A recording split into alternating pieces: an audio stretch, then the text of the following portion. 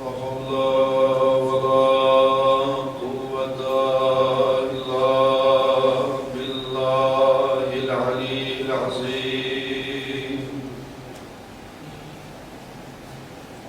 أعوذ بالله من الشيطان الرجيم. بسم الله الرحمن الرحيم.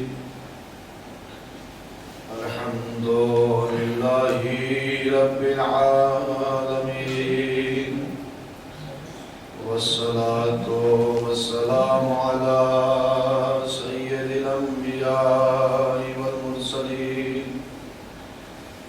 والشهداء والصديقين وعلى جميع عباد الله الصالحين. محبوب رب المشرقين والمغربين، جد الحسنين أبي القاسم محمد. اللهم صل على محمد وآل محمد وعلى آله الطيبين الطاهرين المعصومين المظلومين المنتجبين الأكرمين، ولعنة الله على أعدائهم أجمعين من يومنا هذا إلى قيام يوم الدين. أما بعد، فقد قال الإمام الحسين عليه الصلاة والسلام: بسم الله الرحمن الرحيم. قد علمتم أن هؤلاء القوم قد لزموا طاعة الشيطان وتركوا طاعة الرحمن، وأظهروا الفساد في الأرض، وأحلوا حرام الله وحرموا حلال الله، وأنا أحق من غير. صلوات اللهم صل على محمد وآل محمد. اللهم صل على محمد وآل محمد.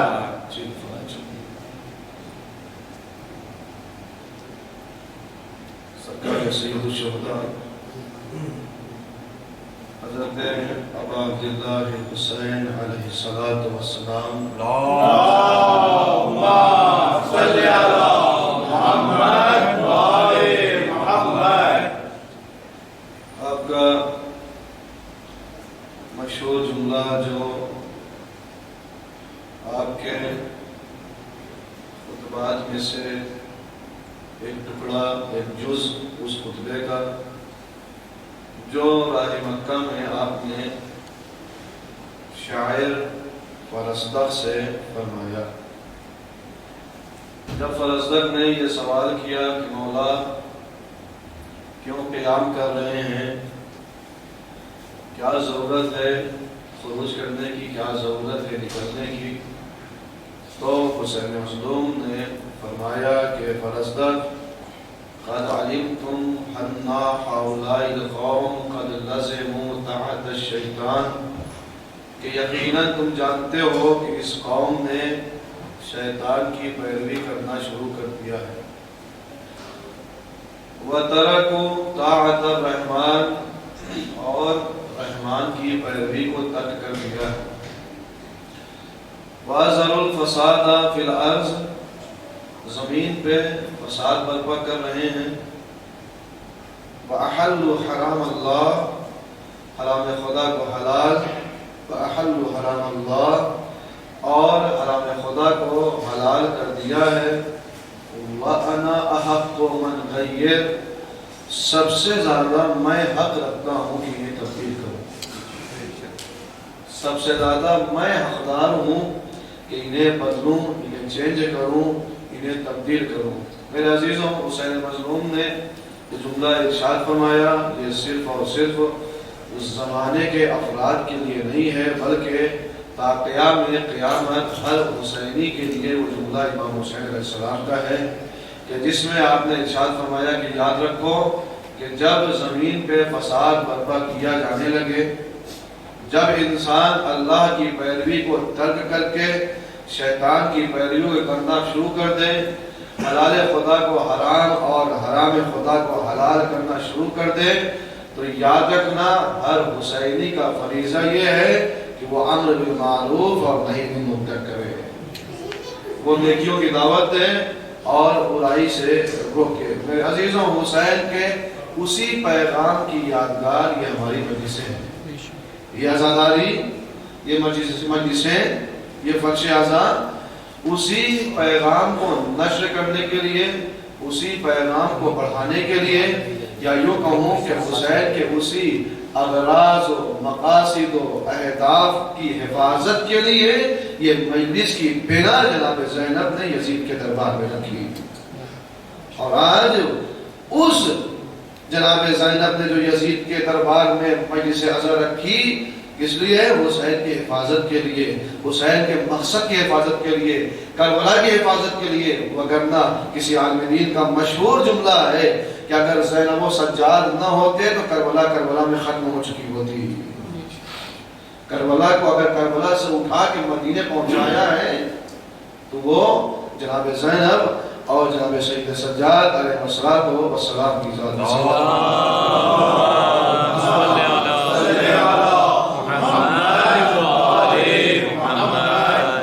میرے عزیزوں، بہت سخت مرحلہ تھا، بہت سخت زمانہ تھا، جس دور سے حسین ابن علی گزر رہے تھے وہ دور بہت سخت تھا، ایک گھٹن کا ماحول تھا، ایک تاریکیوں کا ماحول تھا، ایک اندھیرے کا ماحول تھا۔ انشاءاللہ میں شروع کر رہا ہوں، ابھی میں نے سوچا تھا کہ لوگ آ جائیں گے لیکن نہیں آئے ہیں، لہذا میں شروع کر رہا ہوں۔ اگر ابتدا میں چھوٹے گی مجلس آخر تک سمجھ نہیں آئے گی، کیونکہ آج جو میں ٹاپک لے کے آیا ہوں، آج جو عنوان لے کے آیا ہوں، انشاءاللہ پوری مجلس تاریخ میں رہے گی کہ امام حسین علیہ السلام نے جس زمانے میں آغاز کیا، جس زمانے میں، جس دور میں امام حسین علیہ السلام سے بیعت کا مطالبہ ہوا، وہ دور کیسا تھا، کیسا گھٹن کا ماحول تھا، کیسا تاریکی کا ماحول تھا، اندھیرے کا ماحول تھا، ہر طرف لوگ گھٹن کے ماحول میں جی رہے تھے، سانس لینا دوبھر ہو رہا تھا۔ میرے عزیزوں، کیسا ماحول تھا۔ اسلام کے جو مین سٹیز تھے، اسلام کے جو بڑے بڑے مسلمانوں کے شہر تھے، وہاں پہ کون تھا؟ آپ ذرا تاریخ کا مشاہدہ کریں کہ جب امام حسین علیہ السلام سے 22 رجب کو واصل جہنم ہوا، فقیر شام، پھر کیا ہوا؟ امام حسین علیہ السلام سے بیعت مانگی گئی۔ جب بیعت کا مطالبہ جس زمانے میں ہوا ہے 60 ہجری میں اور رجب کے مہینے میں، اس زمانے میں جب حاکم شام واصل جہنم ہوا تو شام میں کون تھا؟ یزید ابن معاویہ ابن ابو سفیان۔ شام کا حاکم کون؟ یزید ابن معاویہ ابن ابو سفیان۔ مدینے کا حاکم کون؟ ولید ابن عتبہ ابن ابو سفیان۔ کوفے میں حاکم کون؟ نعمان ابن بشیر۔ بصرہ میں حاکم کون؟ عبید اللہ ابن زیاد۔ یہ جو مین سٹیز تھے جہاں مسلمان زیادہ میجورٹی مسلمانوں کی، وہاں کیسے لوگوں کی حکومت ہے؟ آپ آئیے، مکے میں کس کی حکومت تھی؟ عمرو بن سعید بن عاص الاشدقی۔ کون؟ عمرو عاص کا پوتا۔ ایسے جو مین اسلامک سٹیز تھے، مین جو اسلام کا جہاں پہ مرکز تھا، وہاں ایسے بنی امیہ کے لوگ قبضہ کیے ہوئے، ایسے ظالم بادشاہ، یعنی پوری طریقے سے بنی امیہ قابض ہو چکی تھی۔ ایسے ماحول میں جہاں ہر طرف ظلم کا ماحول ہو، جہاں ہر طرف بربریت کا ماحول ہو، جہاں ہر طرف جبر کا ماحول ہو، میرے عزیزوں، جب گھٹن کا ماحول ہوتا ہے، تاریکی کا ماحول ہوتا ہے، تو جب چھوٹے افراد ہوتے ہیں تو وہ چاہتے ہیں کوئی ایک ہستی اٹھے اور اٹھنے کے بعد احتجاج کرے، ان کے خلاف اٹھے تاکہ ہم پیچھے سے کھڑے ہو کے ان کا سپورٹ کریں۔ میرے عزیزوں، ایسے گھٹن کے ماحول میں، ایسے اندھیرے کے ماحول میں، ایسے تاریکی کے ماحول میں ایک حسین اٹھا جو چراغ ہدایت بن کے، مصباح ہدایت بن کے، اور میرے عزیزوں، حسین سے بہترین مصباح ہدایت کوئی ہو بھی نہیں سکتا۔ اب جو حسین اٹھے ہیں، ایک چراغ نے ان ساری تاریکیوں کو ختم کر کے نور میں بدل دیا۔ اور ایسے ماحول میں امام حسین اٹھے، اور اس کے بعد میں نے عرض کیا تھا کہ امام حسین پوری کربلا کی تشکیل، آپ یوں نہ سمجھیں کہ کربلا جو ایسے ویسے ہی ہے، امام حسین نکلے اور یہ واقعہ ہوا، یہ ایک انسیڈنٹ تھا اور یہ ہو گیا، نہیں میرے عزیزوں، معصوم پنجتن کا حکمتانہ طور پہ بنایا ہوا یہ منصوبہ ہے جو کربلا کی شکل میں آیا۔ ایک انسان کوئی انجینئر بناتا ہے، کیا کرتا ہے؟ پہلے سے تیاری کرواتا ہے، پہلے سے پڑھاتا ہے۔ ایک انسان کو مولانا بننا ہے، وہ پہلے سے تیاری کرے گا، پہلے سے جا کے پڑھے گا۔ ایک انسان کو دعوت مجلس پڑھنا ہے، پہلے سے تیاری کرے گا۔ میرے عزیزوں، حسین، علی، پنجتن سب تیاری کر رہے ہیں۔ عباس چاہیے 61 ہجری میں، 26 ہجری میں مولا علی تیار کر رہے ہیں، تو مانگی جا رہی ہے۔ آپ دیکھیں کربلا کے لیے پہلے سے آمادگی ہو رہی ہے۔ مسلم کام آئیں گے 61 ہجری میں، مگر عقیل کب تیار کر رہے ہیں؟ عباس اور مسلم ہم ہنس رہے ہیں۔ 20 سال 25 سال 32 سال پہلے کربلا کی آمادگی کے لیے لشکر تیار کیا جا رہا ہے۔ میرا عزیزوں، یہ کربلا میں نے عرض کیا کہ معصوموں کا بہترین حکمتانہ منصوبہ ہے۔ کبھی آپ یہ نہ سوچیں کہ جو ہے وہ حادثہ ہوا، نکلے اور یہ ہو گیا، نہیں میرے عزیزوں۔ جس طریقے سے ادھر دشمن باطل حکومت یزید کو تیار کر رہی تھی، تاریخ جا کے پڑھیں کس طریقے سے تیار کیا گیا ہے، کیسے دشمنی اس کے اندر ڈالی گئی ہے، اسی طریقے سے حق والے بھی تیار کر رہے تھے۔ اب میرے عزیز آپ سے کروں آپ کے سامنے تاریخ مکے کا ماحول اس طریقے کا عرض کیا تھا گزشتہ مجلسوں میں۔ کیا ہوا؟ امام حسین علیہ السلام سے ولید کے دربار میں بیعت کا مطالبہ ہوا۔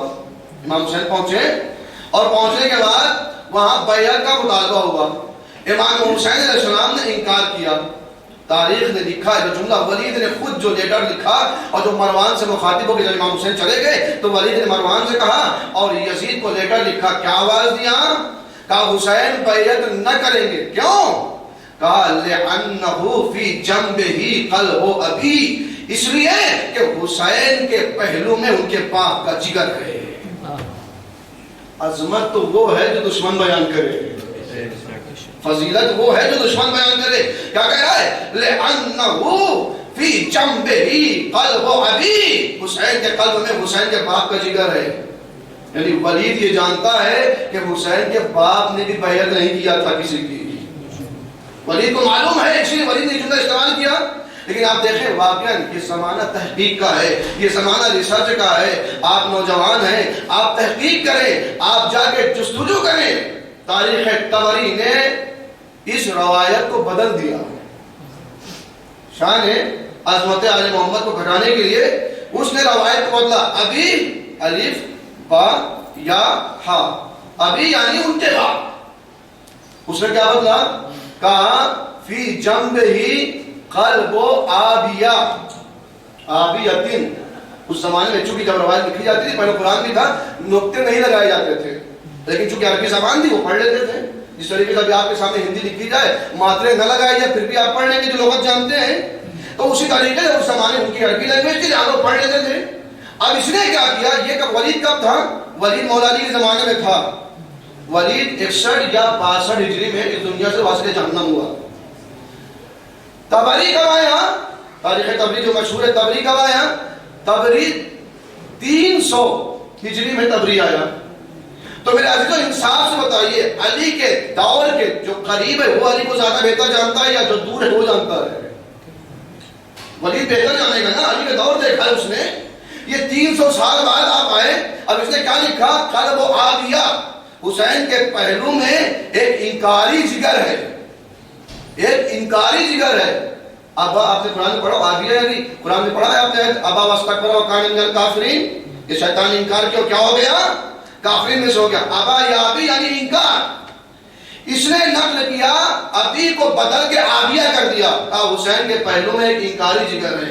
میرے عزیزوں ہمیں تلاش کرنا ہے، ہمیں یہ دیکھنا ہے کہیں ایسا نہ ہو، آپ تاریخ طبری جا کے پڑھیں، اکثر مقامات پہ ہمیں یہ دیکھنا ہے کہ ایسا نہ ہو کسی نے اہل بیت کی نفرت میں تاریخ رقم کی ہو اور کہاں کہاں بنی امیہ کی محبت دکھائی ہے۔ اب اس میں ابھی آگے آگے کرتا ہوں کہاں کہاں اس نے تبدیلی کیا۔ جناب عبداللہ ابن جعفر کے سلسلے میں، جناب مسلم ابن عقیل کے سلسلے میں، جناب مسلم ابن عقیل کو بزدل تک کہا ہے۔ اس مسلم کو بزدل کہہ رہا ہے جس کے لیے کون کہہ رہا ہے؟ عبید اللہ ابن زیاد محمد ابن اشعث سے کہہ رہا ہے کہ 2500 کا لشکر ہم بھیج چکے ہیں. اس مسلم کو یہ بزدل بتا رہا ہے. عبداللہ ابن جعفر طیار کو بزدل بتا رہا ہے. بہت سی روایت اس نے ایسی گڑھی ہے، ابھی آپ کے سامنے پیش کرتا ہوں. تو اس نے کیا کیا؟ قلب و عافیہ اور قلب و عافیہ کر دیا. لیکن میرے عزیزوں یاد رکھیے ہمارا عقیدہ، بعض جو ہے وہ ہمارے مسلمانوں کا عقیدہ کیا ہے کہ مولا کائنات نے فلاں فلاں فلاں کی بیعت کر. ایک سوال پڑھتے ہوئے آپ لوگ آگے آ جائیں.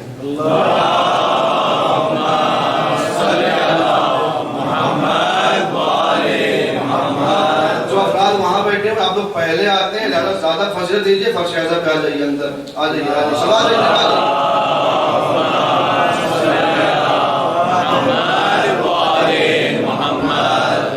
ایک اور سوال پڑھیں. محمد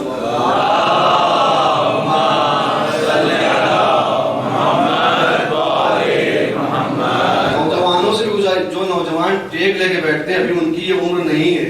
صلوات پڑھیں محمد بہرحال.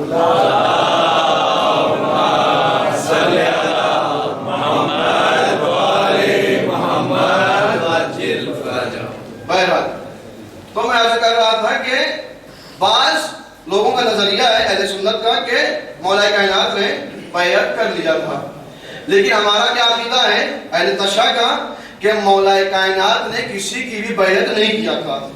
اور کیسے کرتے بیعت؟ علی کا ہاتھ تھوڑے ہیں. علی کا ہاتھ اللہ کا ہاتھ ہے، اور اللہ کا ہاتھ غیر اللہ کے ہاتھ میں کیسے جا سکتا ہے؟ چلو آپ پڑھیں گے محمد و آل محمد پر.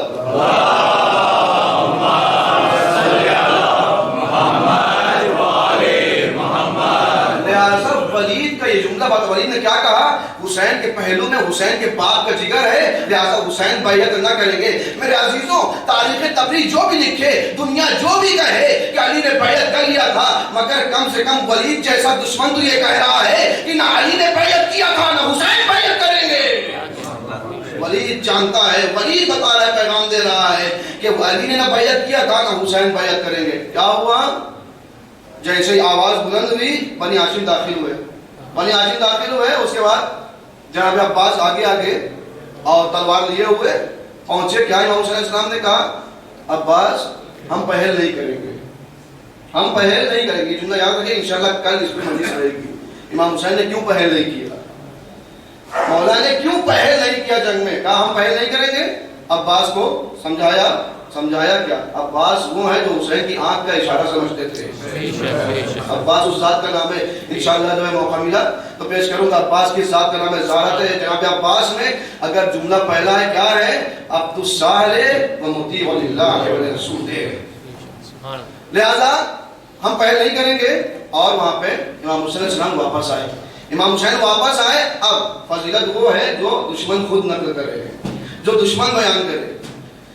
امام حسین علیہ السلام کی فضیلت کے لیے خود شمر ملعون کہتا ہے کہ جب میں خنجر لے کے سینے پر سوار ہوا حسین کو ذبح کرنے کے لیے، تو شمر خود کہتا ہے کہ ایسا نور ساطع ہو رہا تھا کہ کچھ دیر کے لیے میں بھول گیا کہ حسین کو قتل کرنا ہے. یعنی دشمن خود فضیلت بیان کر رہا ہے. اب ولید جو کہتا ہے، ولید کیا کہتا ہے جس کو تبری نے بدلا؟ مروان نے کہا کہ ولید یہ تم نے غلط کیا، یہ چلے گئے، اب تم بیعت نہیں لے سکتے. تو ولید نے کہا کہ مروان سن، تاریخ نے لکھا ہے، کہا مروان سن، تو کیا چاہتا ہے کہ حسین کا قتل میں کر دوں؟ یاد رکھ حسین کا قتل میرے دین کی تباہی ہے. ولید کا دشمن کہہ رہا ہے حسین کا قتل میرے دین کی تباہی ہے. تبری نے کیا لکھا؟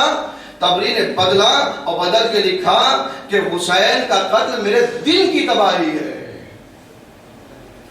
دین کو دن میں تبدیل کر دیا، میرے دین کی تباہی ہے. لیکن میرے عزیزوں اس ملعون کو معلوم نہیں تھا، یہ جانتا ہی نہیں تھا کہ حسین دین ہے یا دین نہیں ہے. میرے عزیزوں 1400 سال کے بعد بھی جب اجمیر کی سرزمین سے خواجہ اٹھے ہیں اور خواجہ نے اٹھنے کے بعد آواز دیا شاہ ہست حسین، بادشاہ ہست حسین، دی ہست حسین، دی پناہ ہست حسین. خواجہ نے آواز او تبری تجھے کیا پتا، آج 1400 سال کے بعد میں تیرے اس قول کا جواب دیتا ہوں. تو کیا جانتا ہے حسین دین بھی ہے، حسین دین کی پناہ بھی ہے. ولید نے خود اقرار کیا، یاد رکھ حسین کا قتل میرے دین کی تباہی ہے. ولید آواز دے رہا ہے میرا دین تباہ ہو جائے گا،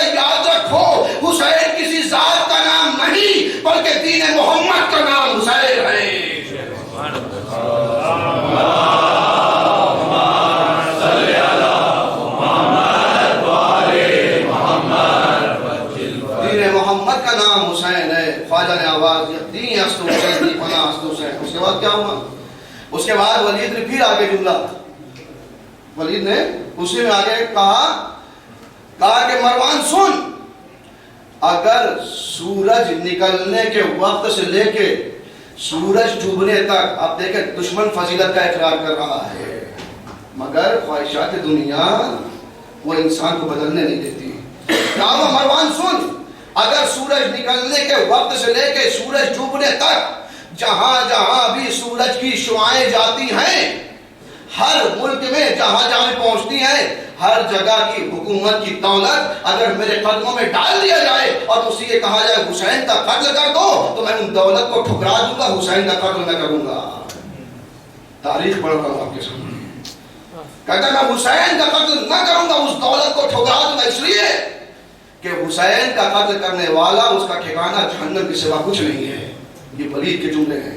اس نے کہا کہ حسین کا قتل کرنے والا خود صرف ولید کا نہیں. آپ ابھی آگے تاریخ کو سنیں گے، عبداللہ ابن عمر، عبد الرحمن ابن حر جعفی، بہت سے لوگ ہیں جنہوں نے رسول کی حدیث نقل کیا اور بتایا کہ رسول نے کہا تھا کہ عراق اگر آپ جائیں گے جو آپ کے ساتھ نہ جائے گا وہ ملعون ہے. پھر بھی امام حسین نے پوچھا تو پھر کیا ارادہ ہے؟ کہ ہم تو نہ جائیں گے. پھر بھی لوگوں نے سامنے سے کہا کہ ہم نہ جائیں گے. تو آپ یہ نہ سوچیں کہ ولید اقرار کر رہا ہے پھر بھی کیوں ساتھ نہ دیا. اقرار سب نے کیا، رسول کی حدیث کو سب نے دہرایا. کہا کہ حسین کا قتل کرنے والا اس کا ٹھکانہ جہنم کے سوا کچھ نہیں ہے. میرے عزیزوں ذرا تصور کیا، ذرا فکر کیا کہ قیام حسین کا کیا فائدہ ہوا. یہ قیام حسین کا فائدہ ہوا جو دشمن فضیلتیں نہیں آ رہا ہے. اگر حسین قیام نہ کرتے تو یہ فضیلت ولید دشمن بیان نہ کرتا. یہ حسین کے قیام کا فائدہ ہے. اب اس کے آگے کی منزل کیا ہوئی؟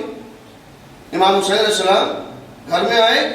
گھر میں آنے کے بعد مدینے سے جب نکلنے کا ارادہ کیا، ایک وصیت نامہ تحریر کیا. وصیت نامہ تحریر کرنے کے بعد امام نے اس میں لکھا انی لم اخرج اشرا ولا بطلا ولا ظالما ولا مفسدا الی آخر. لکھا اور لکھنے کے بعد کس کے حوالے کیا؟ جناب محمد حنفیہ کے حوالے کیا. وصیت کس کو دی جاتی ہے؟ بھائی کو یا بیٹے کو؟ وصیت نامہ کس کو دیا جاتا ہے؟ بیٹے کو دیا جاتا ہے. امام حسین علیہ السلام بھائی کو دے رہے ہیں، جبکہ دینا کس کو چاہیے تھا؟ بیٹے کو. یہ بھی آپ نہیں کہہ سکتے بیٹا چھوٹا تھا، بیٹا بھی جوان تھا.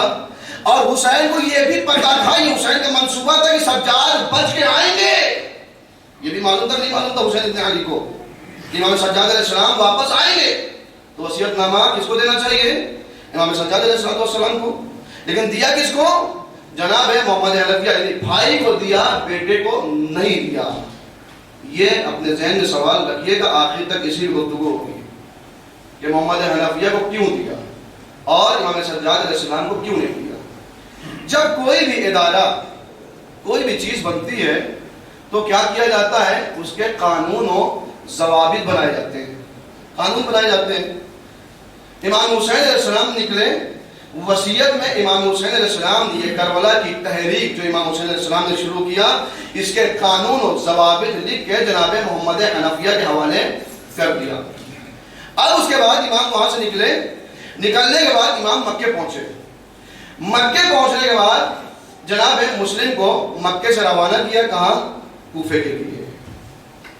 کوفہ جناب مسلم کو کیوں بھیجا؟ میں نے عرض کیا تھا کیوں بھیجا، لیکن میرے تو ایک وجہ یہ بھی ہے، وہاں سے خطوط آ رہے تھے، خطوط وہاں سے آ رہے تھے، لہٰذا امام حسین علیہ السلام نے بھیجا جناب مسلم علیہ السلام کو. لیکن میرے عزیزوں، کیا حسین نے صرف بیعت کے لیے بھیجا تھا جناب مسلم کو؟ کیا حسین کو نہیں پتا تھا؟ حسین نے تاریخ نہیں دیکھی تھی؟ یہی کوفے والے جہاں 4 سال 9 مہینہ بابا نے حکومت کیا، انہوں نے بابا سے غداری کیا. پھر اس کے بعد میرے بھائی نے یہاں پہ، میرا بھائی آیا، بھائیوں سے انہوں نے بے وفائی کیا. تو اس کوفے والوں نے صرف بیعت کے لیے مسلم کو بھیج رہے ہیں، صرف بیعت کا مسئلہ نہیں تھا. پھر کیا مسئلہ تھا؟ جبکہ امام حسین علیہ السلام کو پتا تھا کہ کوفے والے کیسے ہیں. رک کے ایک جملہ یہاں قرض کر دوں. عام طور سے جب کوفے کا تذکرہ آتا ہے تو ہمارے ذہن میں یہ بات بریکٹ میں لے لیجیے گا کہ عام طور سے جب کوفے کا تذکرہ آتا ہے تو ہم یہ سمجھتے ہیں کہ کوفے والے سب خائن تھے، کوفے والے سب غدار تھے. میرے عزیزو یاد رکھیے گا، حسین کو لیٹر لکھنے والے کوفی دوسرے تھے. ابن سعد کے ساتھ جو حسین کو قتل کرنے کے لیے گئے ہیں وہ کوفی دوسرے تھے. تاریخ نے لکھا ہے کم سے کم 10 سے 11,000 ان کوفیوں کو جنہوں نے مسلم کے ہاتھ میں بیعت کیا تھا ابتزاز نے قید میں ڈال دیا تھا. جب کربلا کا واقعہ ہوا ہے جس میں سے جناب مختار اور جناب میثم تمار بھی تھے، اور میثم تمار کی شہادت 22 جولائی 60 ہجری کو جناب مسلم کی شہادت کے بعد جناب میثم کی شہادت ہو گئی تھی، ان کو قتل کر دیا گیا تھا. کربلا کے واقعے سے پہلے جناب میثم شہید ہو چکے تھے. تو ایسے افراد تقریباً 10 سے 11,000 وہ کوفے میں قید میں تھے، اور کچھ افراد جو بچے تھے ان 18,000 بیعت کرنے والوں میں سے کہتے ہیں جناب حبیب کے لیے تاریخ لکھت 6 محرم کو پہنچ چکے تھے کربلا. اس کے بعد امام حسین السلام سے اجازت لیا، مولا اب میں اپنے قبیلے کو لے کے آتا ہوں. جناب حبیب واپس آئے کربلا سے، کوفے پھر گئے، قبیلے کو تیار کیا اور قبیلے کو لے کے چلے ہیں جناب حبیب. چونکہ ماحول ایسا تھا تو کوفے کے جتنے بھی راستے تھے کربلا جانے کے لیے سب پہ ابن زیاد نے سپاہیوں کو تعینات کر دیا، جتنے آئے ہیں سب کو واپس کر دیا. پھر آخر میں حبیب کیسے آئے ہیں آپ مسائل میں سنتے ہیں کہ غلام سے گھوڑا بھیجا ہے اور بازار میں تاجر کے لباس پہن کے حبیب ٹہلتے ہوئے ایسے نکلے کوئی سمجھ نہ سکے. تو کوفے والے وہ اور تھے جنہوں نے قتل کیا. ہم سے کہا جاتا ہے نا کہ شیعوں نے ہی قتل کیا، بلایا اور بلانے کے بعد شیعوں نے ہی قتل کیا. میرے عزیزوں ہم نے تاریخ سے کیا کہ قتل کرنے والے الگ تھے، بیعت کرنے والے الگ تھے، لیکن پھر بھی اگر آپ کو لگتا ہے کہ کوفے والے شیعہ تھے اور شیعوں نے بلا کے قتل کیا ہے تو آؤ ہمارے ساتھ، ہم بھی چلتے ہیں، آپ بھی چلیے. ہم بھی قاتلان حسین پہ لعنت بھیجتے ہیں، آپ بھی قاتلان حسین پہ لعنت بھیجیے. میرے عزیزوں لعنت نہ بھیجنا، لعنت نہ بھیجنا اس بات کی علامت ہے ہم تو ہر نماز میں لعنت بھیجنے کو تیار ہیں، آپ لعنت نہ بھیج رہے ہیں، اس کا مطلب کہیں نہ کہیں آپ کا شجرہ شبل و خوری و یزید سے مل رہا ہے. صلوات پڑھیں گے محمد و آل محمد پر.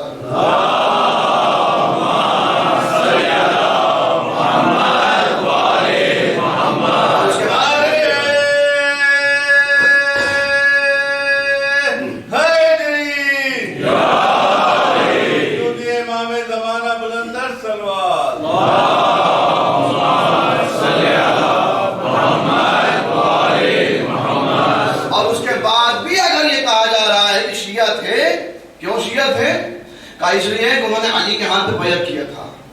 کیوں شیعہ تھے؟ کہا اس لیے کہ حسن کے ہاتھ پہ بیعت کیا تھا. کیوں شیعہ تھے؟ کہا اس لیے کہ مسلم کے ہاتھ پہ بیعت کیا اسے شیعہ ہے. تو پھر ہمیں کہنے دیجئے اگر پھر یہ مطمئن ہو جاؤ، مان لو کہ ہاتھ پہ اگر بیعت کر دو تو شیعہ ہو جاتا ہے. اگر ہاتھ پہ بیعت کر لیا جائے یہ شیعہ ہونے کی علامت ہے تو ذرا بتاؤ غدیر میں سب سے پہلے بخین بخین کہہ کے علی کے ہاتھوں پہ بیعت کس نے کیا تھا؟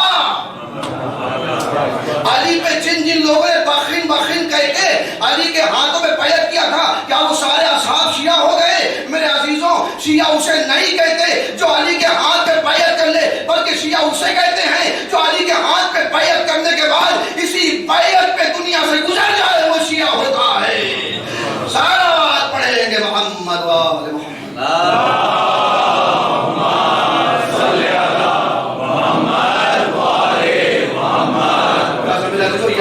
بہت بڑی ہماری ذمہ داری ہے. رک کے کچھ جملے ایسے کرنا چاہتا ہوں، یاد رکھیے محرم جب بھی آتا ہے تو کیا شروع ہوتا ہے؟ ہم غیر کی بات ہی نہیں کرتے، ہم اپنے یہاں کی بات کرتے ہیں. جو لوگ عزادار امام حسین علیہ السلام ہیں ہم ان کی بات کرتے ہیں. محرم آیا، ہر سال محرم میں محرم شروع ہوا ہمارے علماء کی کلپیں آنا شروع ہو گئی. کیا یہ نہ کرو، وہ نہ کرو، یہ نہ کرو، وہ نہ کرو. پھر کیا ہوتا ہے پورا محرم علماء اور خطبہ کیا کرتے ہیں؟ ایک دوسرے کی مجلسوں کا جواب ہی دینا شروع کر دیتے ہیں. کیا ہے؟ ایک دوسرے کا جواب دینا شروع کر دیا. ہوا کیا؟ جو اصل ہدف اور مقصد امام حسین تھا وہ رہ گیا. 10 محرم گزر گئی، پتہ نہیں چلا جواب دیتے ہوئے نکل گیا، جواب دینے میں گزر گیا. میرے عزیزو یاد رکھیے گا یہ آپ یہ نہ سوچیں کہ آپ کر رہے ہیں، یہ دشمن کروا رہا ہے. یہ دشمن کی پالیسی ہے کہ آپ کو ایسے طرح طرح کے سوالات، محرم شروع ہوا طرح طرح کے سوالات کر کے آپ کو ایسے اس میں مبتلا کرے گا کہ آپ کو پتہ ہی نہیں چلے گا 10 محرم کب آیا اور کب گزر گیا. لہذا ہماری ذمہ داری ہے آج ہم ایک جملہ کہوں، واٹس ایپ کے مبلغین جو واٹس ایپ کے اسٹیٹس پہ یا کوئی بھی ویڈیو آئی ہم نے دیکھا فوراً ہم نے شیئر کر دیا اٹھا کے. میرا عزیزو یاد رکھیے محرم میں کم سے کم آپ شیئر کریں، خوب کریں باتیں، لیکن محرم میں کم سے کم یہ خیال رہے کہیں ایسا نہ ہو آپ کی کوئی ایسی ویڈیو شیئر کرنے سے عزادار اصل ہدف امام حسین تک پہنچنے سے رہ جائے. اور رک کے ایک جملہ کہنے یاد رکھیے انشاءاللہ ابھی آپ کے سامنے آپ کے درمیان رہوں گا اور بعد میں بھی میں ہوں. اگر کوئی پوری ذمہ داری سے جو بھی بات کہوں گا پوری ذمہ داری سے اگر کوئی بات سمجھ میں نہیں آتی ہے آپ مجھ سے پوچھ سکتے ہیں. میں ان مولویوں میں سے نہیں ہوں, نہیں آئے گا میں کہہ دوں گا یہاں سے کہ ابھی نہیں آ رہا ہے کل بتائیں گے. اب مسلم بھائی نے کرم سے پوچھا میں نہیں پتا تھا, ہم نے کہا میں نہیں پتا, ہم کل بتائیں گے آپ کو. کوئی ہمیں غم نہیں ہے کہ ہم بہت بڑے جو ہے عالم ہیں بہت بڑا علم ہے, نہیں. میرے عزیزوں ایک چھوٹا سا طالب علم ہوں, شہزادی نے تھوڑی سی کچھ چیز عطا کیا ہے وہ آپ کے سامنے پیش کر رہا ہوں. اگر نہیں آتا ہے میں بتاؤں گا لیکن ذمہ داری لیتا ہوں آپ کو تشنہ نہ رکھوں گا, خود تحقیق کروں گا, نہ آئے گا استادوں سے پوچھوں گا لیکن بتاؤں گا ضرور. لہٰذا یاد رکھیے گا اگر کوئی ایسی بات ہوتی ہے تو میرے عزیزوں آپ پوچھیں, اٹھ کے جائیں نا, اس لیے کہ اگر کہیں بھی یاد رکھیے اگر کہیں بھی ٹیچر درس دیتا ہے, ہماری مجلس کیا ہے مکتب ہے مدرسہ ہے یا نہیں ہے, اگر ٹیچر یہاں سے درس دے رہا ہے اسٹوڈنٹ کو سمجھ میں نہیں آتا تو اسٹوڈنٹ پوچھتا ہے یا بھاگ جاتا ہے اٹھ کے؟ اسٹوڈنٹ سوال کرتا ہے, پوچھتا ہے, جب تک وہ بات واضح نہ ہو جائے. لہٰذا میرے عزیزوں یاد رکھیے گا ماہ محرم حسین ابن علی نے جو محرم دیا ہے, محرم تہوار نہیں ہے کہ جس سے منایا جائے, محرم تحریک ہے کہ جس سے جڑا جائے. صلوات پڑھیں گے محمد وآل محمد.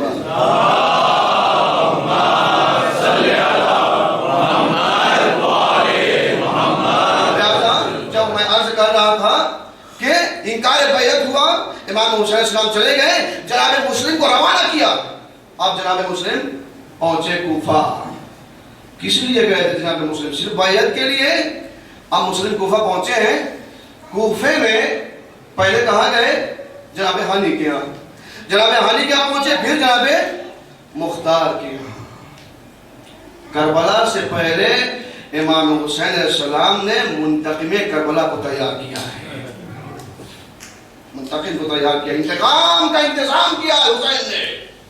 اب جب مسلم کربلا پہنچے, ادب کیا تھا آپ دیکھیں, مسلم پہنچے کوفہ, اور کوفہ پہنچنے کے بعد جیسے ہی مختار سے ملے, یاد رکھیے گا میرے عزیزو مختار کون سی ذات ہے؟ جناب مختار کی ذات, جناب مختار کی شخصیت. عام انسان جو آگے کچھ بھی بول کے چلے جاتے ہیں جناب مختار کی شخصیت پہ. ایک عام انسان, ہمارے جیسا گنہگار انسان اگر راہ خدا میں جہاد کرتے ہوئے شہید ہو جائے, ایک قطرہ خون بھی گر گیا اگر ہمارا, تو کیا ہے ماتا مغفورا, کہ وہ مغفرت شدہ مرتا ہے, اس کے کوئی گناہ ہی نہیں ہوتے, وہ بے گناہی دنیا سے جاتا ہے. تو مختار شہید تو ہوئے ہی ہیں. اس کے علاوہ کربلا کے بعد جو اہل بیت مسکرانا بھول گئے تھے, ان کی مسکراہٹ کے سبب کا نام ہے مختار ابن ابو عبیدہ ثقفی.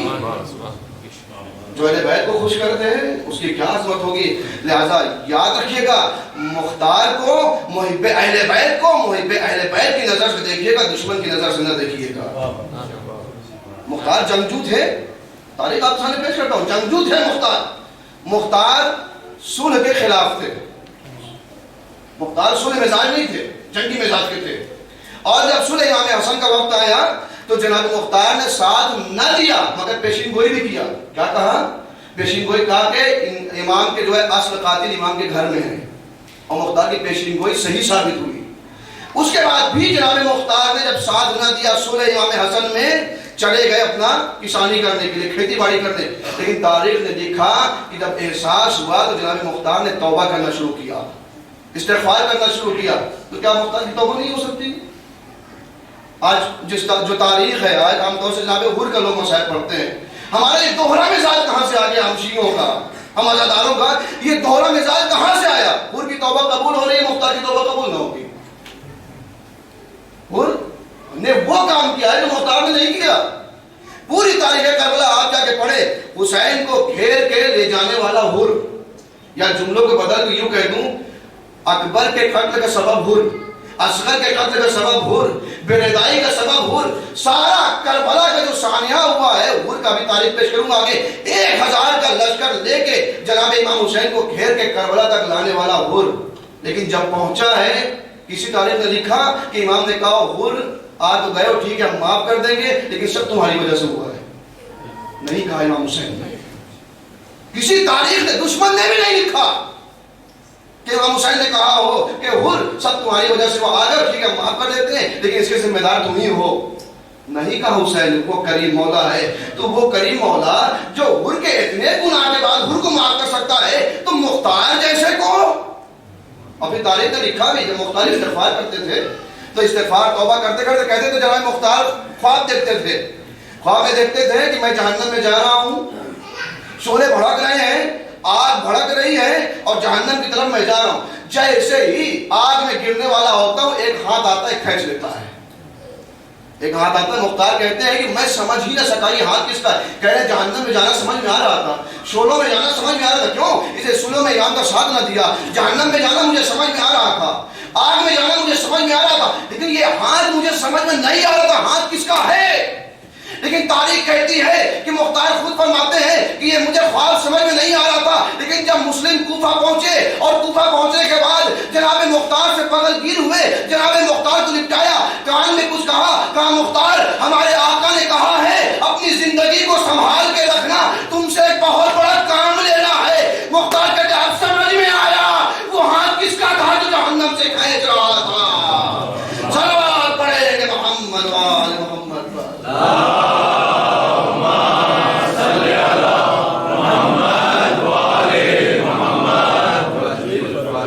سمجھ میں آیا وہ ہاتھ کون تھا جو جہنم سے کھینچ رہا تھا، یہی مختار جناب میثم کے ساتھ زندان میں قید میں احتجاج کی۔ جناب میثم بھی پیشین گوئی کیا کرتے تھے، جناب میثم بھی پیشین گوئی کرتے تھے۔ تو جناب میثم نے مختار سے کہا مختار میرے آقا نے میرے مولا نے فرمایا ہے کہ تمہیں بہت بڑا کارنامہ انجام دینا ہے۔ مختار نے کہا اچھا۔ مختار مسکرا رہے ہنس رہے قید میں ہیں اور یہ کیا کہہ رہے ہیں۔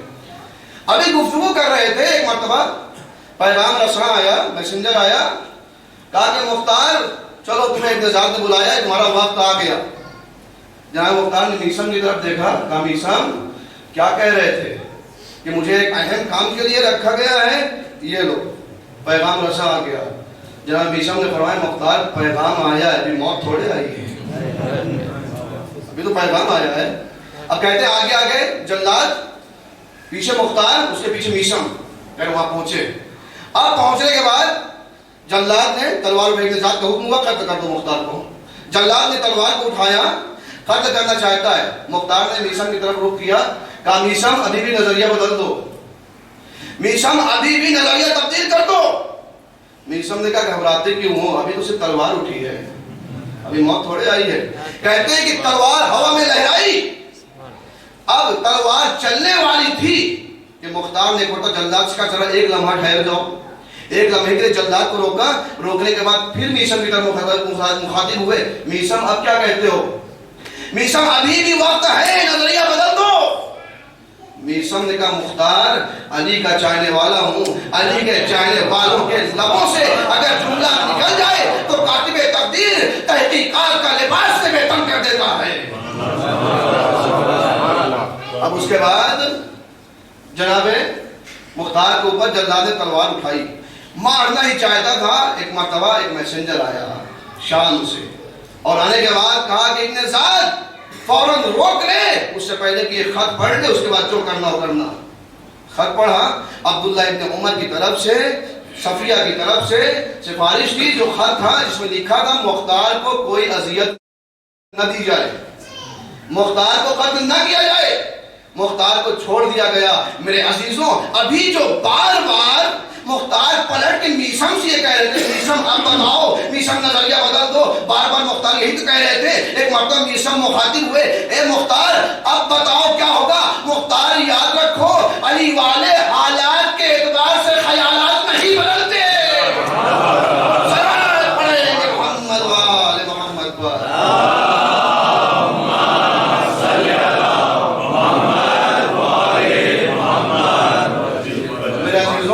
پہنچے کوفہ پہنچنے کے بعد مختار کے کان میں کہا عظیم مقصد کے لیے تم کو رکھا گیا ہے، میرے مولا نے فرمایا ہے اپنی جان کی حفاظت کرنا۔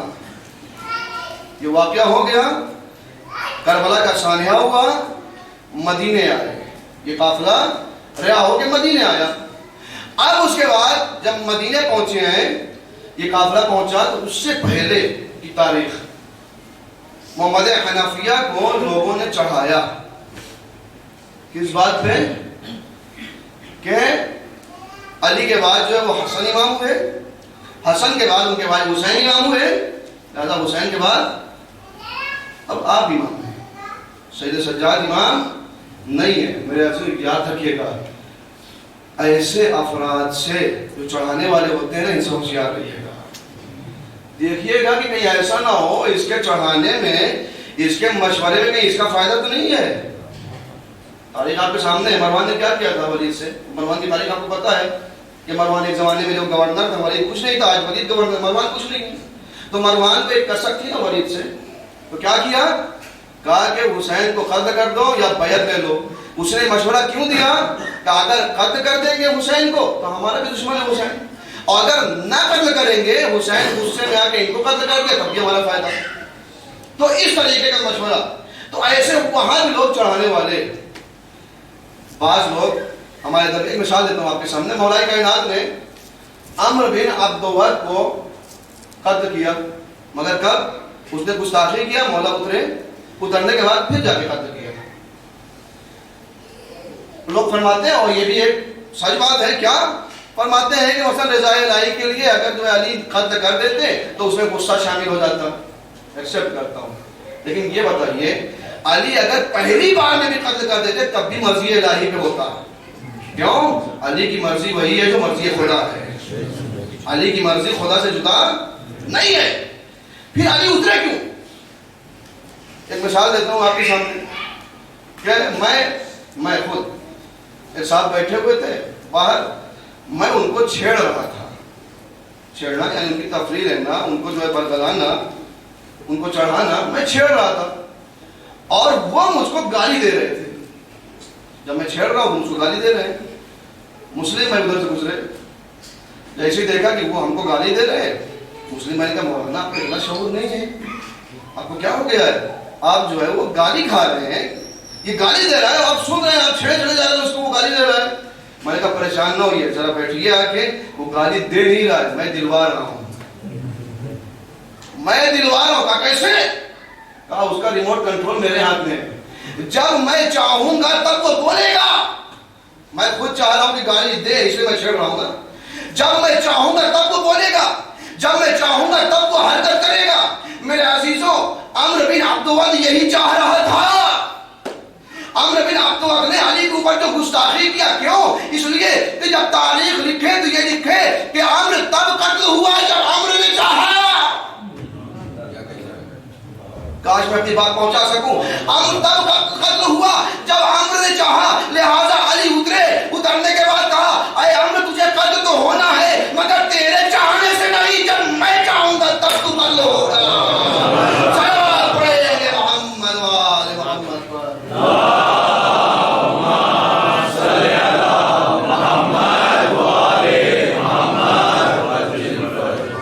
لہذا کیا ہوا؟ جناب محمد حنفیہ کو لوگوں نے چڑھایا کہ حسن کے بعد حسین, حسین کے بعد آپ ہیں. امام زین العابدین علیہ السلام امام نہیں ہے. لیکن یہ یاد رکھیے گا محمد حنفیہ کا کردار ایک دم صاف ہے. ان کے کردار پہ ہم شک نہیں کر سکتے. انہوں نے امامت کا دعویٰ نہیں کیا.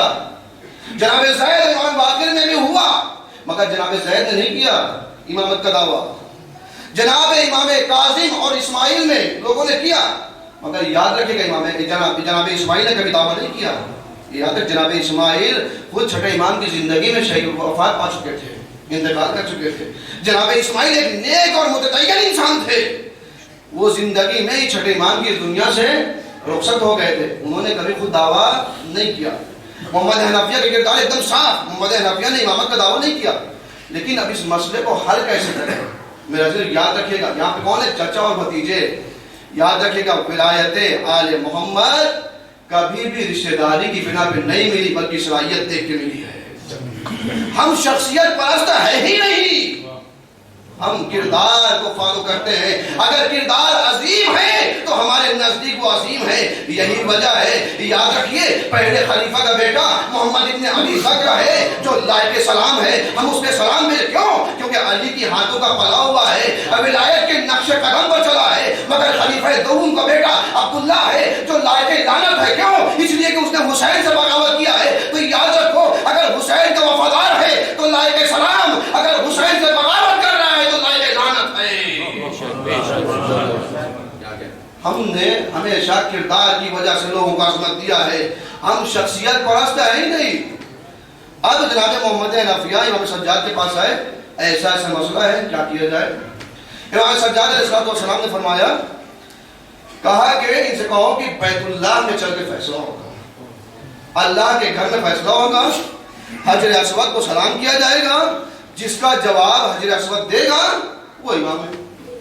میں کہوں گا جناب محمد حنفیہ سے کہ کسی بازار میں چلے جائیے، وہاں فیصلہ کر لیجئے، ولایت کا فیصلہ ہے نا، کسی بازار میں چلے جائیے، کسی میدان میں چلے جائیے، کسی بند کمرے میں چلے جائیے، جا کے ولایت کا فیصلہ کر لیجئے۔ آواز دیں گے نہیں، یہ ولی اللہ کا مسئلہ ہے، یہ ولایت الہی کا مسئلہ ہے، یہ خلیفۃ اللہ کا مسئلہ ہے، لہذا بیت اللہ میں طے ہوگا۔ میرے عزیزو اتنا تو پتا ہے کہ ولایت کا مسئلہ بیت اللہ میں طے ہونا چاہیے، کسی بند کمرے میں نہیں ہونا چاہیے۔ اب اس کے بعد کسی نے اعتراض نہیں کیا، سامنے کتنے مدینے کے لوگ تھے، کوئی آگے بڑھ کے کہتا چلیے بیت اللہ میں نہ کریے، بند کمرے میں چلیے جیسے پہلے ہوتا تھا، نہیں بلکہ بیت اللہ میں فیصلہ۔ اب اس کے بعد بیت اللہ پہنچنے کے بعد پہلے کس نے سلام کیا؟ پہلے جناب محمد حنفیہ نے سلام کیا۔ کیوں؟ اس کی بھی وجہ، جناب محمد حنفیہ سے پوچھا گیا، آپ کو تو پتا تھا چوتھے امام کا جواب آئے گا، آپ چوتھے امام سے کہتے وہ سلام کرتے جواب آتا، بات ختم۔ کہا نہیں، اگر پہلے میرا بھتیجا سلام کر دیتا، یہ جو میرے ساتھ آئے تھے یہ کہہ دیتے کہ بھتیجے نے چچا کو موقع ہی نہیں دیا، بھتیجے نے چچا کو موقع ہی نہ دیا، پہلے سلام پہ جواب آ گئے، چلے گئے۔ لہٰذا محمد حنفیہ کیا کہا چوتھے امام سے، پہلے میں سلام کروں گا، اور جناب محمد حنفیہ نے سلام کیا، نہ جواب آنا تھا نہ جواب آیا۔ امام سجاد نے تاریخ میں لکھا کہ ابھی ہاتھ پوری طریقے سے اٹھا نہیں تھا، ایک مرتبہ حجر اسود کی طرف سے جواب سلام آیا، کیوں نہ آئے؟ انہی کے نانا کے اشارے پہ جب سنگے تھے تسبیح پڑھتے ہوئے نظر آتے تھے۔ جواب سلام آیا، کیا ہوا؟ چچا کو ولایت نہ ملی، بھتیجے کو ولایت ملی۔ رک کے ایک جملہ کہنا چاہتا ہوں میرے عزیزوں، تاریخ کے سارے چچا سن لیں کہ چچا ہونے سے ولایت نہیں ملتی ہے، اور جب چچا ہونے سے نہیں ملتی ہے تو تاریخ کے ماموں کو کہاں سے ملنے لگی؟ سلام پڑھیں گے محمد و آل محمد پر۔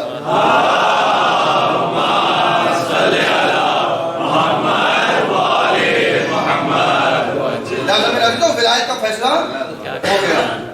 اب اس کے بعد کیا ہوا؟ تاریخ آپ کے سامنے سوال کیا تھا؟ محمد حنفیہ کو کیوں دیا وصیت نامہ؟ اب جب مدینہ قافلہ آ گیا، ولایت کا مسئلہ طے ہو گیا، امام چہارم امام ہو گئے، اب جناب مختار نے انتقام کی آگ کو اٹھایا، انتقام کی آگ کو بھڑکایا۔ اب اس میں اجازت لینے کے لیے جناب مختار پہنچے کس کے پاس؟ چوتھے امام کے پاس۔ اور چوتھے امام کے پاس جب پہنچے اور پہنچنے کے بعد کہا کہ انتقام کے لیے، خون حسین کے انتقام کے لیے میں آپ سے اجازت لینا چاہتا ہوں۔ امام نے فرمایا جاؤ میرے چچا سے لو، جاؤ میرے چچا سے اجازت لو۔ اور اس سے پہلے جملہ عرض کر دوں کہ امام زین العابدین علیہ السلام نے محمد حنفیہ کو لکھا ایک جملہ، کہا کہ اگر اس کام میں ہم اہل بیت کی ہمدردی میں، آپ جملہ سنیں کتنا سخت جملہ ہے امام سجاد علیہ السلام کا، کہا اہل بیت کی ہمدردی میں اگر کوئی سیاہ چہرے والا غلام بھی آپ کے پاس آئے اور آنے کے بعد ہم سے ہمدردی کا مظاہرہ کرے تو سب پہ واجب ہے کہ اس کام میں اس کا ساتھ دیں، اور چچا آپ جو مصلحت سمجھیں اس کام میں آپ کو اختیار ہے، میں آپ کو اپنا نمائندہ بناتا ہوں۔ یہ جملہ پہلے چوتھے امام نے محمد حنفیہ سے بتا دیا۔ اب جناب مختار پہنچے جناب امام زین العابدین علیہ السلام کے پاس اور جا کے کہا مجھے اجازت چاہیے۔ جناب امام زین العابدین علیہ السلام نے فرمایا کہ جاؤ چچا سے اجازت لو۔ میرے عزیزوں جناب مختار جا سکتے تھے، جناب مختار نے آواز دیا یہ بتائیے آپ معصوم ہیں، آپ کے ہوتے ہوئے ہم غیر معصوم کے پاس کیسے جائیں؟ آپ بتائیے آپ معصوم ہیں، ہم غیر معصوم سے اجازت کی اجازت کیوں لیں؟ اس کی کوئی دلیل ہے؟ امام سجاد نے فرمایا ہاں دلیل ہے۔ کہا کیا ہے؟ کہا دلیل یہ ہے کہ میرے معصوم ہوتے ہوئے میرے بابا نے غیر معصوم کو وصیت نامہ دیا تھا، میرے بابا نے غیر معصوم چچا کو وصیت نامہ دیا تھا، جاؤ جا کے چچا سے اجازت لو۔ جناب مختار آئے ہیں جناب محمد حنفیہ کے پاس، محمد حنفیہ نے وصیت نامہ نکالا، کیا لکھا تھا؟ انی لم آخذ اشرا ولا بترا ولا ظالما ولا مفسدا मुफ़स्सिदा व इन्नमा खरजतु लितलबिल इस्लाह फी उम्मति जद्दी उरीदु अन आमरा बिल मारूफ व अनहा अनिल मुनकर व असीरा बसीरत जद्दी अभी। न मैं शर के लिए निकल रहा हूँ, न मैं रियाकारी के लिए निकल रहा हूँ, न मैं जुल्म के लिए निकल रहा हूँ, न मैं फसाद के लिए निकल रहा हूँ, बल्कि मेरा मकसद क्या है? अपने नाना की उम्मत की इस्लाह करूँ। मेरा मकसद ये है कि अम्र बिल मारूफ करूँ, नही अनिल मुनकर करूँ। मोहम्मद हनफी ने आवाज दिया कि मेरा भाई अल्लाह के लिए निकला था, मेरा भाई मजलूम शहीद हुआ, मुख्तार उठो मेरे मजलूम भाई का इंतकाम लो। सलावत पढ़ेंगे मोहम्मद वाले मोहम्मद पर।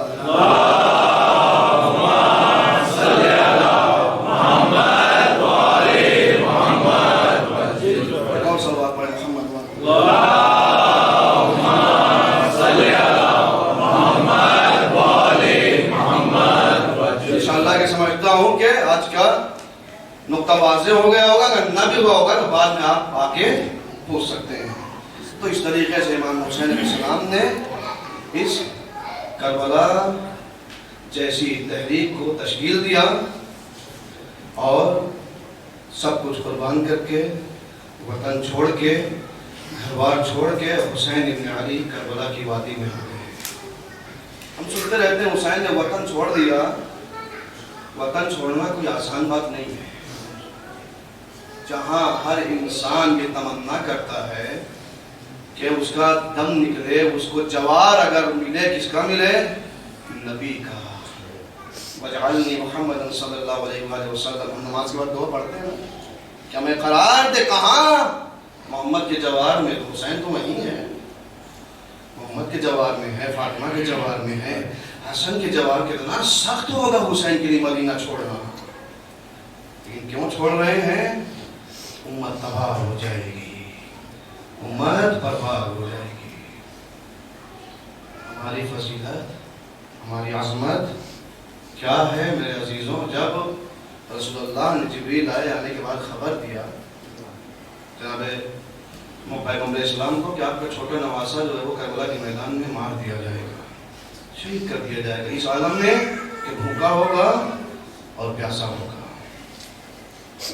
रसूलुल्लाह ने जनाब शहजादी कौनैन को जब बताया तो शहजादी ने एक सवाल किया, बाबा ये बताइए जब ये सानिहा होगा तो आप होंगे?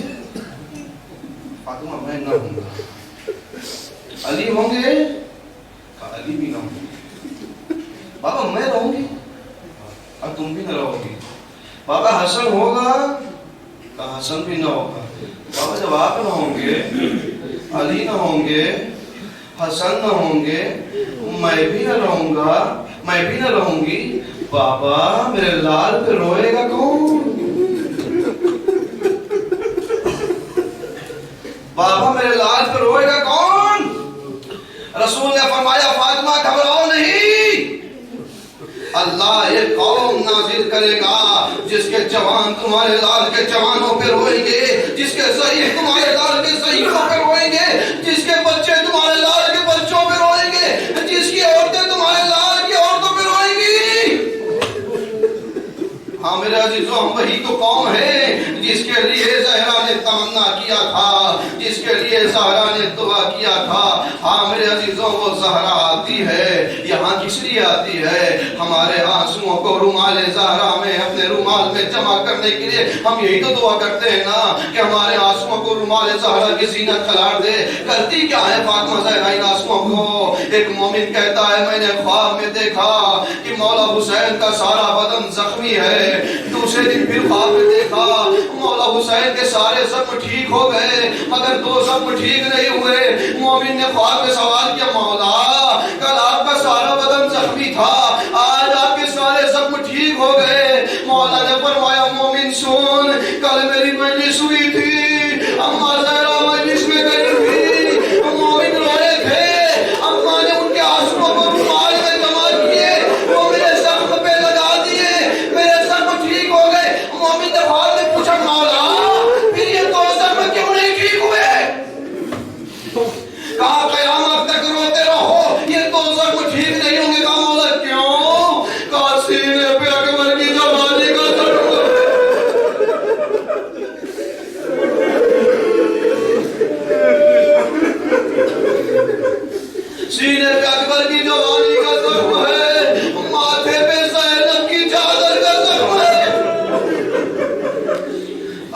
علی الزہرا، خدا آپ کو کوئی غم نہ دے۔ ہاں میرے عزیزوں، آج شب 3 محرم ہو گئی ہے نا، 3 محرم کی تاریخ کے لیے ملتا ہے میرے عزیزوں۔ 3 محرم کو ملعونین کا قافلہ کربلا میں وارد ہو رہا ہے۔ 3 محرم سے لے کے 4 محرم تک تاریخ نے لکھا 19,000 کا لشکر 72 کو مارنے کے لیے آ رہا ہے۔ میرے عزیزوں، یہ وہی تاریخیں ہیں جن میں سب سے پہلے عمر سعد داخل ہوا، 4,000 لشکر لے کے آیا۔ شمر ابن ذوالجوشن داخل ہوا، 4,000 کا لشکر لے کے آیا۔ میرے عزیزوں، اس طریقے سے لشکر پہ لشکر آتے رہے، لیکن ذرا تصور کریں، جہاں 72 افراد ہوں، اس میں بچے بھی ہیں، اس میں ضعیف بھی ہیں، اور ساتھ میں 72 کے علاوہ عورتیں بھی ہیں، عورتوں کے ساتھ ساتھ چھوٹی چھوٹی بچیاں ہیں۔ میرے عزیزوں، جب 19,000 کا لشکر آیا ہوگا تو پوری کربلا کی زمین لرزنے لگی ہوگی۔ ایک مرتبہ یہ چھوٹے چھوٹے بچے جا کے اپنی ماؤں کے گود سے لپٹ گئے۔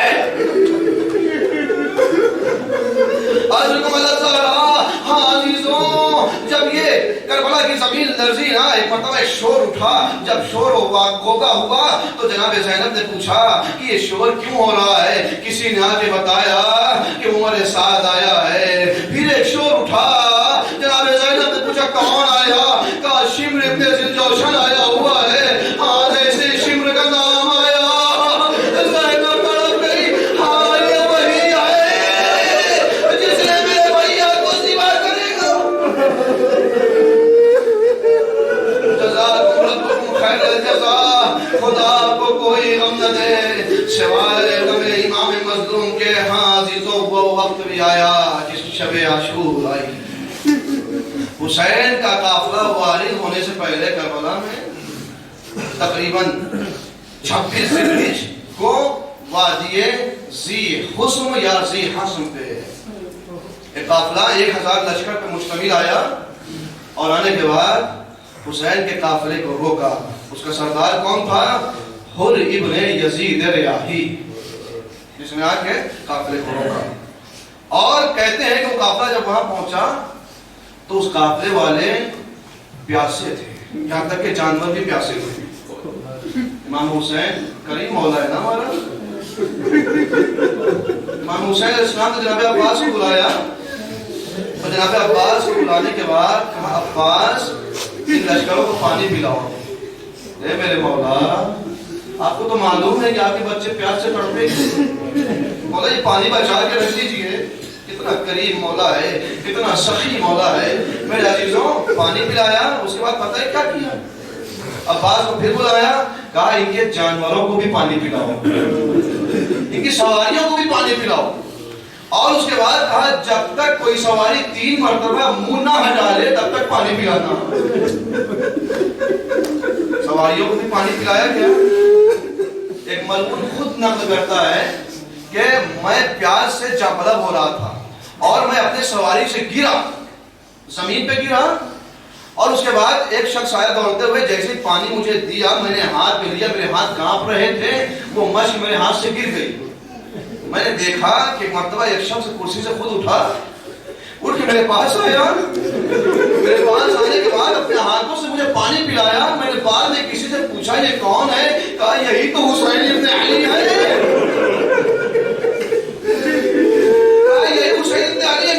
تاریخ نے لکھا کہ یہی شخص جس کو حسین نے پانی پلایا تھا، جب حسین اصغر کو لے کے پہنچے میدان میں، یہ شخص اپنے گھوڑے پہ بلند ہوا، کہا حسین اگر پوری کائنات پانی پانی ہو جائے پھر بھی تمہیں پانی نہ ملے۔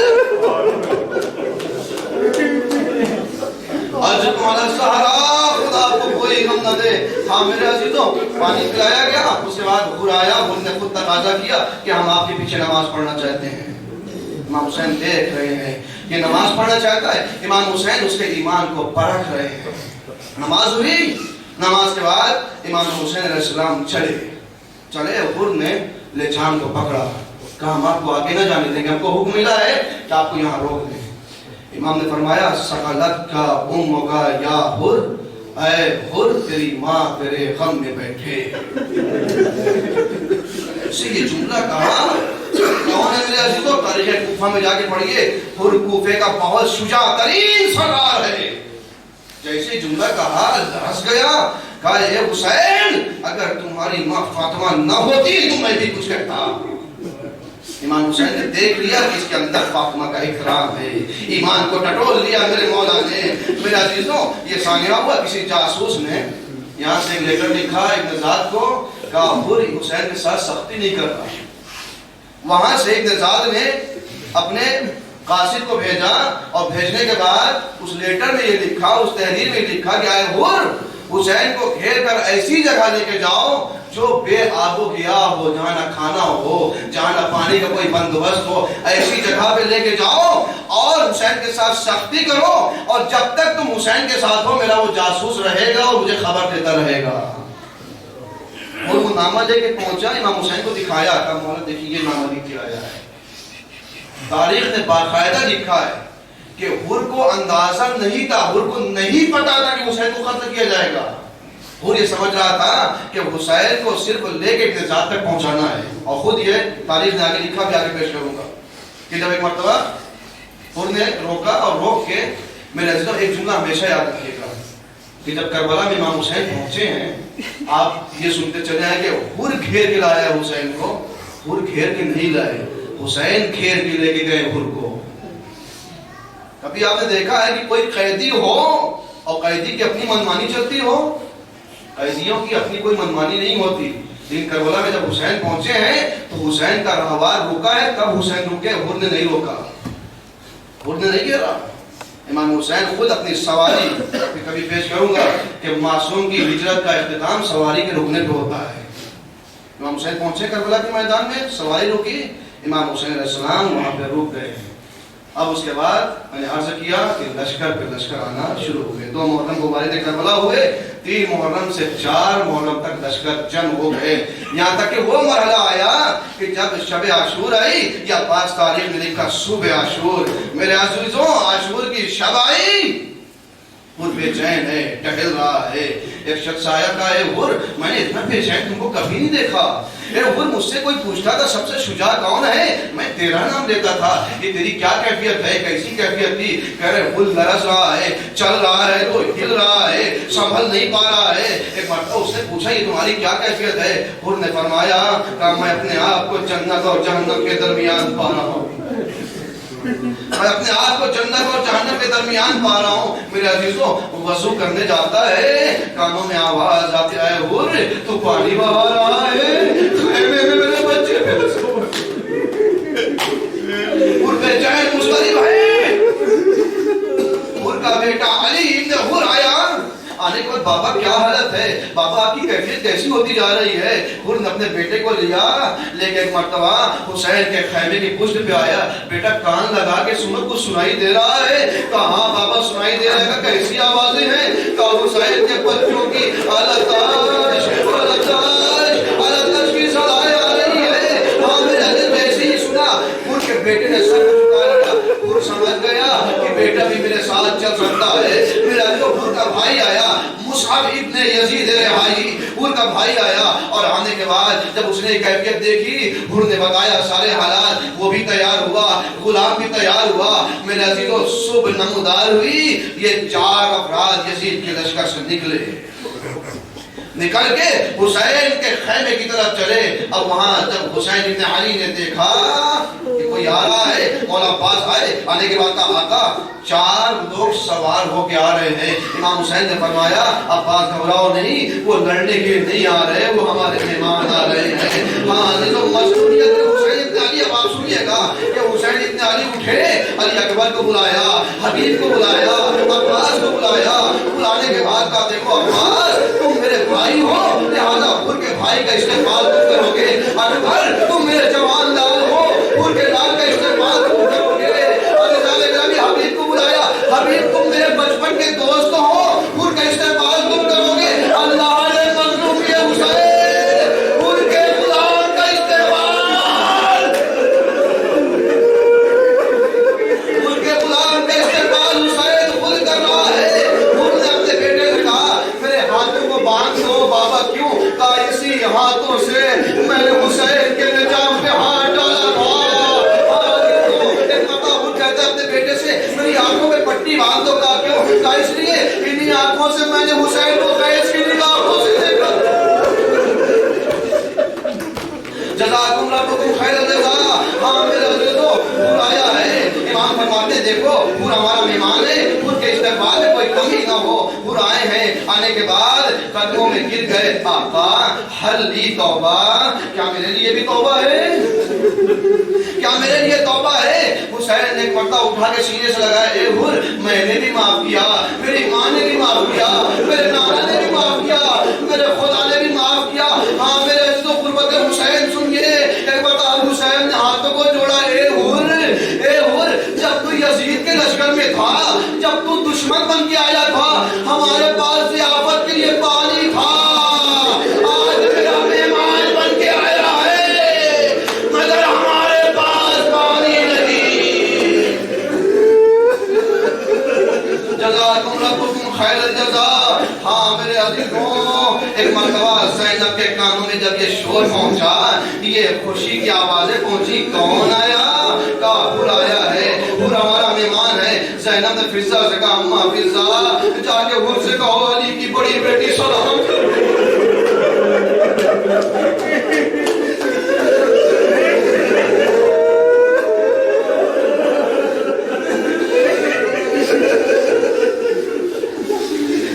अल्लाह की आवाज़ों पे रहमत नाज़िल फरमाए, अल्लाह सबके गुनाह माफ फरमाए। एक मर्तबा जब शहज़ादी ने उसका कहा, मैं कहूँगा ऐ हुर, ज़हर तशरीफ तेरा, अली की बड़ी बेटी सलाम कर रही है। जज़ाकुम रब्बुकुम खैरल जज़ा। हाँ मेरे अज़ीज़ों, यहाँ तक कि वो वक्त भी आया, हुर ने कहा, आका आपने मुझे माफ कर दिया, मुझे यकीन है, लेकिन मेरे आका मेरी एक शर्त है, आप एक काम करें, आप मेरे बेटे जवान बेटे को मरने की इजाजत दे दें, मेरे बेटे को मैदान में जाने की इजाजत दें, तब मैं समझूंगा आपने मुझे माफ कर दिया है, आपने मेरी तौबा को कबूल किया है।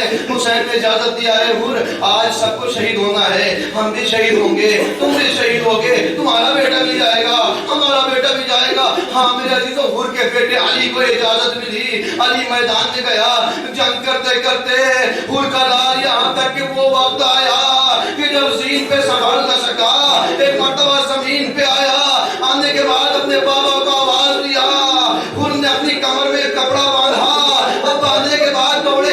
मेरे अज़ीज़ों जरा तसव्वुर करें, जब बेटे ने बिगाड़ा होगा, हुर कितनी तेजी से गए होंगे, हुर कितनी तेजी से गए होंगे। मेरे अज़ीज़ों तसव्वुर करता है, हुर तेजी से पहुंचे, मगर जब पहुंचे तो क्या देखा, हुर के बेटे के दरवाजे पे हुसैन पहले से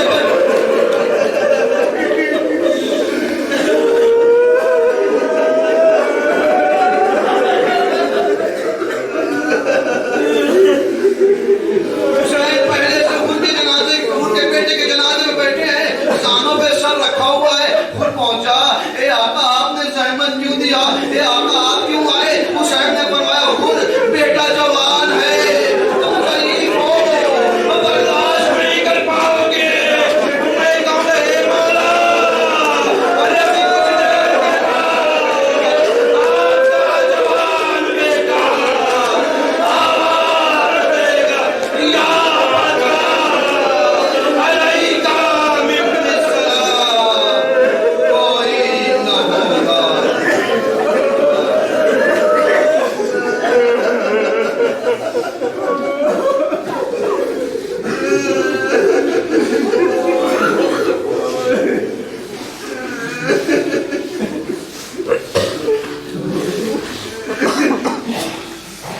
ولعنة الله على القوم الظالمين. سلام الذين ظلموا أيهم ينقلبون. السلام عليك يا أبا عبد الله. السلام عليك يا ابن رسول الله. السلام عليك وعلى الأرواح التي علت بنائك.